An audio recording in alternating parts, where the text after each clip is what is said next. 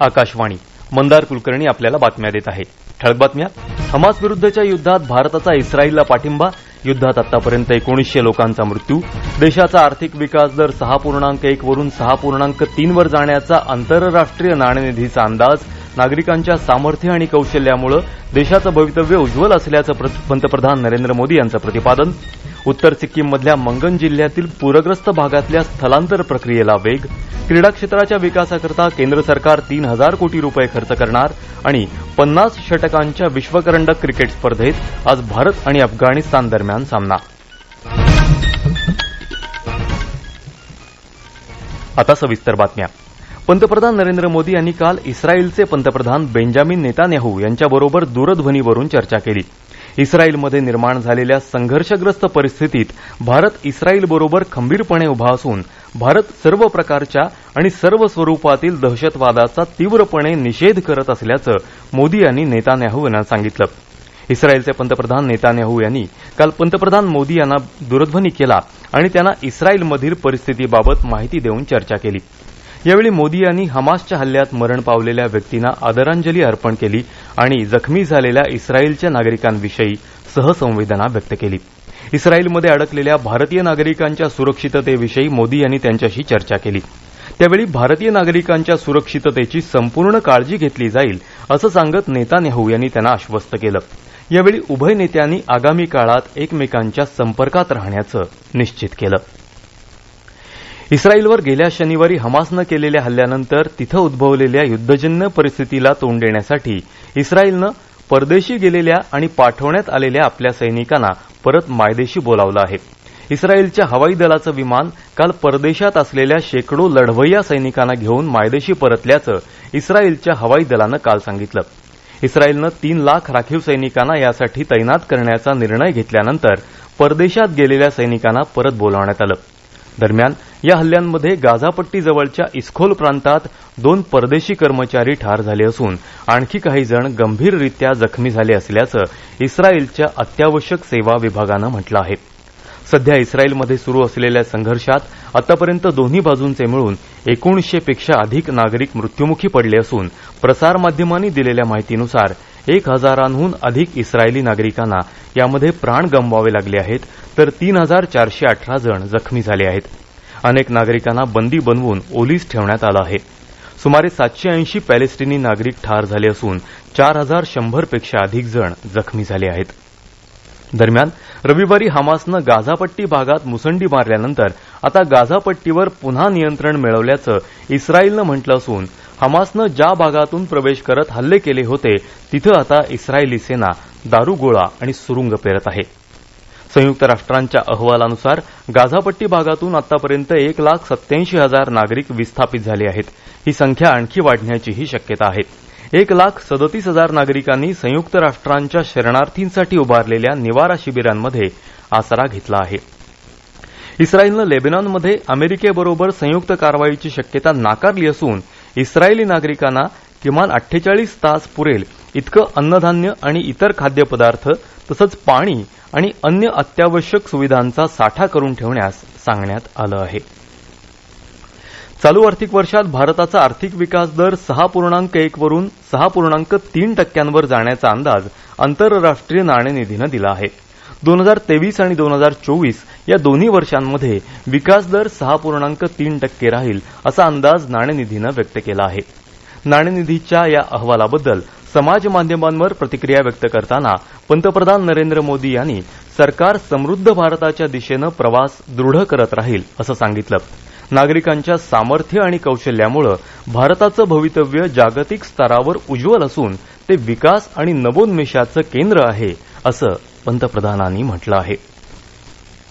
हे राष्ट्रीय बातमीपत्र आपण विविध भारतीच्या पुणे केंद्रावरून ऐकत आहात. उत्तर सिक्कीममधल्या मंगन जिल्ह्यातील पूरग्रस्त भागातल्या स्थलांतर प्रक्रियेला वेग आला आहे. भारतीय हवाई दलानं काल एकंदर 5 हेलिकॉप्टरच्या 39 उड्डाणांद्वारे अडकलेल्या 176 व्यक्तींना आणि एका जखमीला बाहेर काढलं. लाचेन, लाचुंग आणि चुंगथांग इथल्या लष्कर आणि नागरिकांसाठी सुमारे 35 टन मदत सामग्री पाठवण्यात आली आहे. हवाई स्थलांतराबरोबरच चुंगथांग आणि आसपासच्या प्रदेशात अडकलेल्या 1200 पेक्षा जास्त नागरिकांना लष्कर भारत तिबेट सीमा पोलीस आणि स्वयंसेवक यांनी बांधलेल्या पादचारी पुलावरून बाहेर काढण्यात आलं. विविध विभागांचे अधिकारी आणि सिक्कीमचे ट्रॅव्हल्स एजंट असोसिएशन दस्तावेज तयार करून स्थलांतरितांना मदत करत ही स्थलांतर प्रक्रिया सुलभ करण्याचा प्रयत्न करत आहेत. दरम्यान एका आंतरमंत्रालयीन केंद्रीय पथकानं उत्तर सिक्कीमच्या बाधित भागांना भेट देऊन नुकसानाचं मूल्यांकन केलं आणि आपत्कालीन आर्थिक मदतीसाठी केंद्र सरकारला शिफारस केली. सिक्कीमच्या आपत्ती निवारणासाठी बीआरओचे वरिष्ठ अधिकारी आणि सिक्कीम रस्ते आणि पुलांचे वरिष्ठ अभियंते आणि ग्रामविकास विभाग यांचा समावेश असलेली समन्वय समिती स्थापन करण्यात आली आहे. पंतप्रधान नरेंद्र मोदी यांनी विकसनशील देशांना एका व्यासपीठावर आणल्यामुळे आफ्रिकेच्या संघालाही G20 संघटनेचं संपूर्ण सदस्यत्व मिळण्याचं निश्चित झालं आहे, असं प्रतिपादन केंद्रीय वाणिज्य आणि उद्योग मंत्री पियुष गोयल यांनी केलं.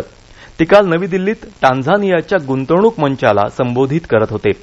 टांझानियाच्या अध्यक्ष सामिया सुलुहू हसन यावेळी उपस्थित होत्या. यावेळी बोलताना गोयल यांनी भारत आणि टांझानियानं आफ्रिका आणि भारताच्या सामूहिक हितासाठी काम करण्यावर भर द्यावा असं सांगितलं. दोन्ही देश अन्न सुरक्षा, औषध निर्मिती आणि अंतराळ क्षेत्रात एकत्रित काम करू शकतात असंही ते म्हणाले. टांझानियाचे अध्यक्ष सामिया सुलुहू हसन यांनी भारताच्या मैत्रीपूर्ण धोरणांबद्दल कृतज्ञता व्यक्त केली. या बैठकीत खासगी क्षेत्रातल्या अनेक महत्वपूर्ण व्यावसायिक सामंजस्य करारांची देवाणघेवाण झाली. दोन्ही देशातले अनेक उद्योजक यावेळी उपस्थित होते. सरकारनं वर्ल्ड फूड इंडिया 2023 साठी हाती घेतलेल्या योजनांची माहिती काल अन्न प्रक्रिया उद्योग मंत्री पशुपती कुमार पारस यांनी आकाशवाणीला दिली. जागतिक अन्न प्रक्रिया उद्योग एकत्र आणण्यासाठी येत्या 3 ते 5 नोव्हेंबर दरम्यान केंद्र सरकारच्या वतीनं जागतिक अन्न भारत 2023 या उपक्रमाचं आयोजन करण्यात आलं आहे. या उपक्रमात महिला सक्षमीकरण आणि महिलांचं नेतृत्व या विषयावर तांत्रिक चर्चा होणार असून सर्व तांत्रिक चर्चांमध्ये महिलांनी मोठ्या संख्येनं सहभागी व्हावं यासाठी प्रयत्न करण्यात येत असल्याचं पारस यांनी सांगितलं. स्टार्टअप पॅव्हिलियनमध्येही महिला उद्योजकांचा जास्तीत जास्त सहभाग असावा यासाठीही प्रयत्न केले जात असल्याचं ते यावेळी म्हणाले. आगामी 5 वर्षात केंद्र सरकार क्रीडा क्षेत्राच्या विकासासाठी 3,000 कोटी रुपये खर्च करेल असं पंतप्रधान नरेंद्र मोदी यांनी म्हटलं आहे. आशियाई क्रीडा स्पर्धांमध्ये सहभागी झालेल्या भारतीय क्रीडापटूंशी काल मोदी यांनी नवी दिल्ली इथं संवाद साधला. त्यामध्ये त्यांनी हे प्रतिपादन केलं. अॅथलेटिक्स खेळाडूंसाठी देशाच्या कानाकोपऱ्यात क्रीडाविषयक अत्याधुनिक सेवा सुविधा असलेली संकुलं उभारण्यात येत आहेत. या सुविधा उभारताना खेळाडूंच्या प्रयत्नांमध्ये निधीचा तुटवडा हा अडथळा येऊ दिला जाणार नाही अशी ग्वाही मोदी यांनी दिली. भारतामध्ये गुणवत्तेची कमतरता कधीच नव्हती. अॅथलेटिक्स खेळाडूंनी पूर्वीही चांगली कामगिरी बजावली आहे. मात्र मधल्या काळात अनेक आव्हानांमुळे आपण पदकं कमावण्याच्या दृष्टीनं कामगिरीत कमी पडलो असं सांगत 2014 नंतर या क्षेत्राच्या आधुनिकीकरणासाठी आणि आमूलाग्र परिवर्तनासाठी घेतल्या गेलेल्या निर्णयांची माहिती त्यांनी दिली. या अॅथलेटिक्स खेळाडूंनी येणाऱ्या पिढ्यांसाठी यशाचा नवा मार्ग खुला केला असून त्यांची आशियाई क्रीडा स्पर्धांमधली कामगिरी आगामी ऑलिम्पिक क्रीडा स्पर्धांमध्ये अधिक चांगली कामगिरी करण्यासाठी नवी प्रेरणा आणि आत्मविश्वास देईल असा विश्वास त्यांनी व्यक्त केला. क्रिकेट आयसीसी विश्वकरंडक क्रिकेट स्पर्धेत काल धरमशाला इथं झालेल्या सामन्यात इंग्लंडनं बांगलादेशवर 137 धावांनी विजय मिळवला. इंग्लंडच्या संघानं प्रथम फलंदाजी करताना 50 षटकांमध्ये 365 धावा केल्या. त्याला प्रत्युत्तर देताना बांगलादेशच्या संघाचा डाव 227 धावांमध्ये संपुष्टात आला. हैदराबाद इथं झालेल्या दुसऱ्या सामन्यात श्रीलंकेच्या संघानं पाकिस्तानच्या संघासमोर विजयासाठी 345 धावांचं लक्ष्य ठेवलं होतं. त्याचा पाठलाग करताना पाकिस्तानच्या संघानं 4 गड्यांच्या मोबदल्यात लक्ष्य गाठत विजय मिळवला. आज भारताचा सामना नवी दिल्ली इथं अफगाणिस्तानबरोबर होणार आहे. शेवटी पुन्हा ठळक बातम्या. हमास विरुद्धच्या युद्धात भारताचा इस्रायलला पाठिंबा. युद्धात आतापर्यंत 1900 लोकांचा मृत्यू. देशाचा आर्थिक विकास दर 6.1 वरून 6.3% जाण्याचा आंतरराष्ट्रीय नाणेनिधीचा अंदाज. नागरिकांच्या सामर्थ्य आणि कौशल्यामुळे देशाचं भवितव्य उज्ज्वल असल्याचं पंतप्रधान नरेंद्र मोदी यांचं प्रतिपादन. उत्तर सिक्कीममधल्या मंगन जिल्ह्यातील पूरग्रस्त भागातल्या स्थलांतर प्रक्रियेला वेग.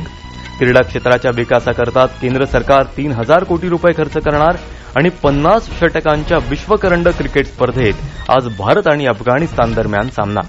याबरोबरच हे राष्ट्रीय बातमीपत्र संपलं. नमस्कार.